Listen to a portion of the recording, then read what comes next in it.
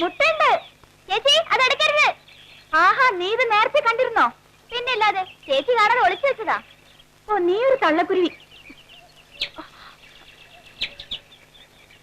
5 മുട്ടയുണ്ട്, ഒന്നും വിരിഞ്ഞിട്ടില്ല. ഷോ, അതവിടെ വെക്കോ ചേച്ചി. അത് ഇപ്പോഴെങ്കിലും വിരിയില്ല. ചേച്ചി അടുത്ത ആഴ്ച വരുമ്പോഴേക്കും വിരിയും. ദാ വെച്ചു. മതിയോ? ഞാനൊന്ന് തൊട്ടെന്ന് വെച്ചപ്പോ എന്താ? തൊട്ടാലേ പിന്നെ മുട്ട വിരിയില്ല, അത്ര തന്നെ. എന്നാര് പറഞ്ഞു? അതങ്ങനെയാ, മനുഷ്യൻ തൊട്ടാ പിന്നെ തള്ളക്കിളി തൊടില്ല, മുട്ട കല്ലിച്ചു പോ. ഓ, പേപ്പറും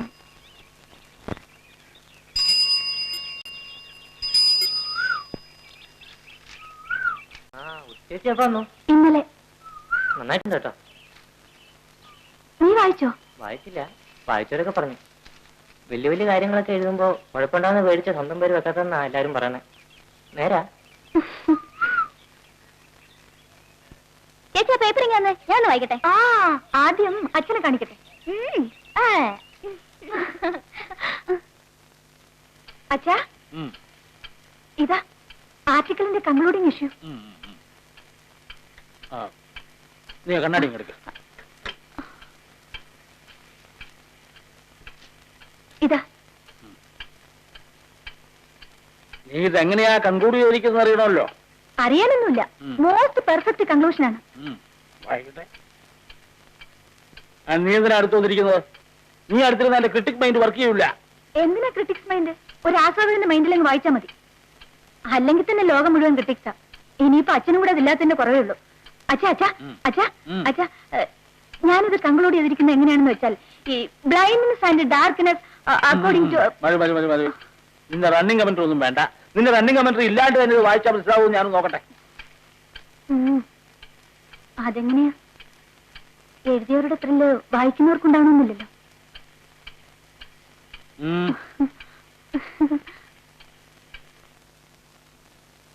ചേച്ചി, അച്ഛാ കാപ്പി.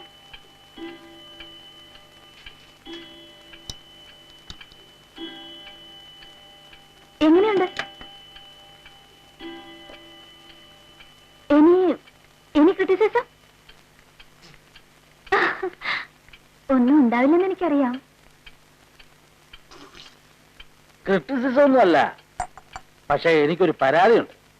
നിന്നോടായിട്ട് മാത്രമല്ല, പത്രക്കാരോട് മുഴുവനായിട്ടാ. പറഞ്ഞാലും മനസ്സിലാകുന്ന വർഗമല്ലെന്നറിയാം, എന്നാലും... ആ, അത് അച്ഛൻ പറഞ്ഞത് ശരിയാ. എന്താടി ശരി? മോളെ, ഈ മൂകരും ബദിരരും ഒക്കെ സമൂഹത്തിന്റെ പരിഗണനയാണ് ആഗ്രഹിക്കുന്നത്, സഹതാപല്ല. ഇത്തരം ഫീച്ചറുകളൊക്കെ ഒരുതരം സെൻസേഷനെ ഉണ്ടാക്കൂ. അല്ല, നിനക്കും ഇത്രയൊക്കെ ചെയ്യാൻ പറ്റൂ. ആ ചാക്കോച്ചനല്ലേ മുതലാളി, അയാൾക്കെല്ലാം കച്ചോടാ. ആ, എനിക്കിത് വേണം. പത്രവും കൈ തന്ന് കണ്ണാടിയും വെച്ചെന്ന് കാപ്പിയും കൊണ്ടുവന്നപ്പോ വലിയ ഷാർപ്പ് ക്രിറ്റിസിസം. ചേച്ചി, ഒന്ന് വേഗം വാ, താമസിച്ച തിരുമേനി എന്നെ വഴക്ക് പറയും. നിനക്ക് മാത്രമല്ല, വഴക്ക് പറയുന്നൊരു തിരുമേനി എനിക്കുണ്ട് അവിടെ.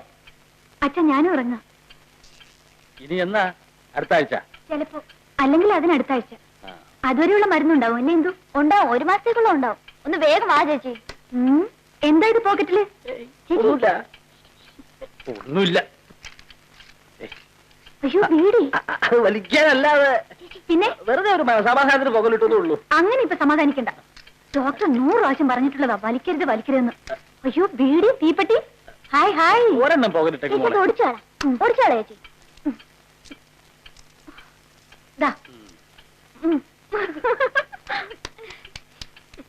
നീ ഇവിടുത്തെ തീയടി അല്ലേ? അവളങ്ങ് പോവും, നീ തിരിച്ചിക്കടാ വരേണ്ടത്. എന്തായോ?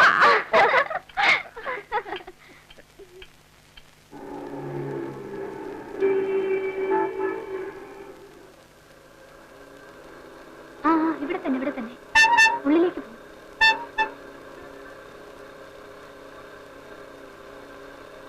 മോർണിംഗ്.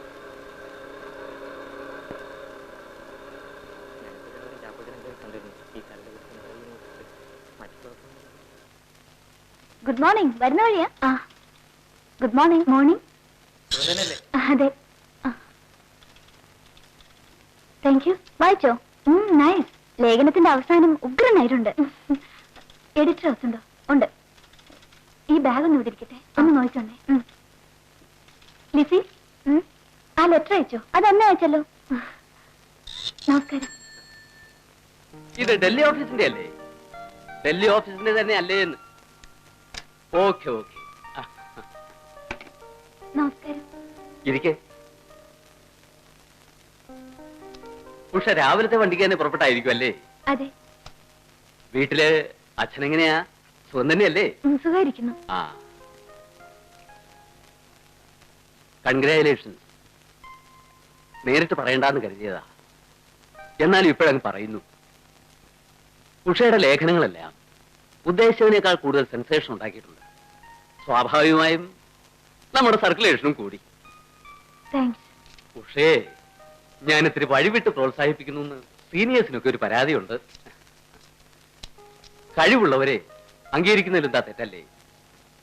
അതുപോട്ടെ, അടുത്തെന്താ? പുതുതായി വല്ലതും പ്ലാൻ ചെയ്യുന്നുണ്ടോ? ഉണ്ട് സർ. എന്റെ മനസ്സിലൊരു സബ്ജക്റ്റ് ഉണ്ട്. അത്ര പുതിയ ഐഡിയ ഒന്നുമല്ല, കുറച്ച് പഴയതാ. പലപ്പോഴും എഴുതണമെന്ന് വിചാരിച്ച് വേണ്ടെന്ന് വെച്ചതാ. എന്താ, വല്ല പുലിവാലുള്ളതാണോ? യുവാക്കളിൽ മയക്കുമരുന്നുകൾക്കുള്ള സ്വാധീനം, പ്രത്യേകിച്ച് ക്യാമ്പസുകളിൽ നിന്നും അതിന്റെ വളർച്ച, അഡിക്ഷൻ, ആഫ്റ്റർ എഫക്ട്സ്, ദുരന്തം, ഇതൊക്കെയായിരിക്കും ഇതിന്റെ ബേസ്. ഓ, പിള്ളേരുടെ കഞ്ചാവ് വലി. അതിപ്പോ പത്രത്തിൽ എഴുതാൻ മാത്രം എന്തിരിക്കുന്നു? ഒരു ബീഡി 5 പേര് കൂടി വലിക്കും, 5 തലയും കുത്തി വീഴും. അതല്ലേ ഉള്ളൂ. അല്ല, സാറിനറിയില്ല, ആർക്കും അറിയില്ല. ഞാൻ കണ്ടതാണ്, അനുഭവിച്ചതാണ്. റാങ്കും സ്കോളർഷിപ്പും സ്വർണ്ണ മെഡലും, കോളേജിന്റെയും വീടിന്റെയും അഭിമാനം.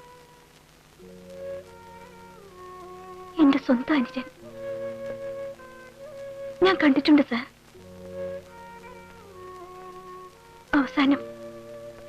അവസാനം ആരും അറിയാതെ കൽക്കട്ടയിലെ ഏതോ ഒരു ഹോട്ടൽ മുറിയിൽ.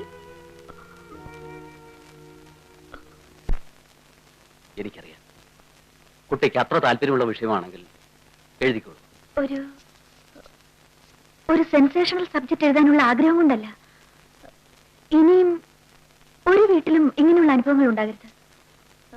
കുട്ടികൾ എങ്ങോട്ടാണ് പോകുന്നതെന്ന് മാതാപിതാക്കളും ഒന്ന് അറിയട്ടെ.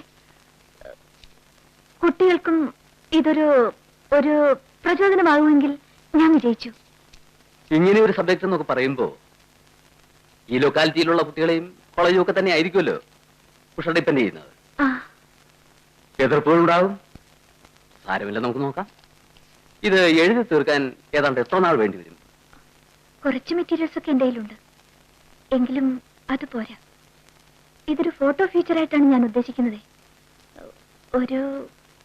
ഒരാഴ്ചയെങ്കിലും വേണ്ടി വരും.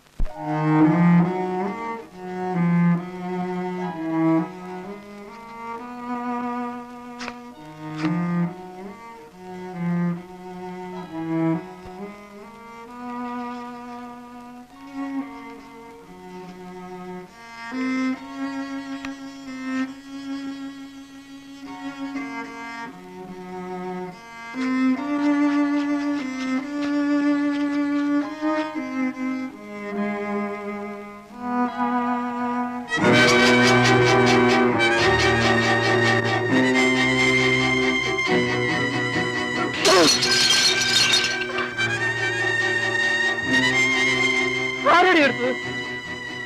ഇവിടെ നിന്ന് ആരാടി എടുത്തത്? എടി ആരാന്ന്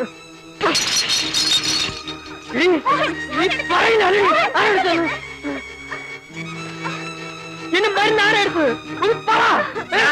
കണ്ണി കണ്ട മയക്കുമരുന്നെല്ലാം കുത്തിവെച്ചിട്ട് നിനക്ക് ഈ ഭ്രാന്തൊക്കെ കാണിക്കാൻ തോന്നുന്നത്. ഇന്നൊരു ദിവസം വേണ്ടാന്ന് വെക്കുക, എന്താ സംഭവിക്കാൻ നോക്കാലോ. എനിക്ക് നിങ്ങളുടെ വേദാന്നൊന്നും കേൾക്കണ്ട. എന്നെ മേശകത്തിന്റെ മരുന്ന് ആരാ എടുത്ത്? ആരാ എടുത്തെന്ന് ഇടിയനും മരുന്ന് ആരാ എടുത്തെന്ന് പറയില്ലല്ലേ?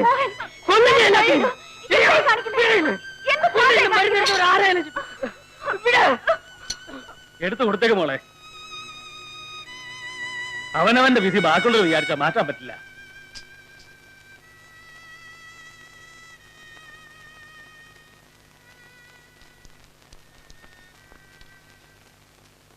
ഈ കലാമത്സരങ്ങളിൽ 1ാം സ്ഥാനം കരസ്ഥമാക്കുന്നവർക്ക് മാത്രമേ യൂണിവേഴ്സിറ്റി യൂത്ത് ഫെസ്റ്റിവലിൽ പങ്കെടുക്കാൻ സാധിക്കൂവെന്ന് ഒരിക്കൽ കൂടി ഓർമ്മിപ്പിച്ചുകൊണ്ട് കലാപരിപാടികൾ ആരംഭിക്കുന്നു. കലാമത്സരങ്ങളിൽ ആദ്യത്തെ ഇനം Ottam Thullal. Sasheendran and party second BCom.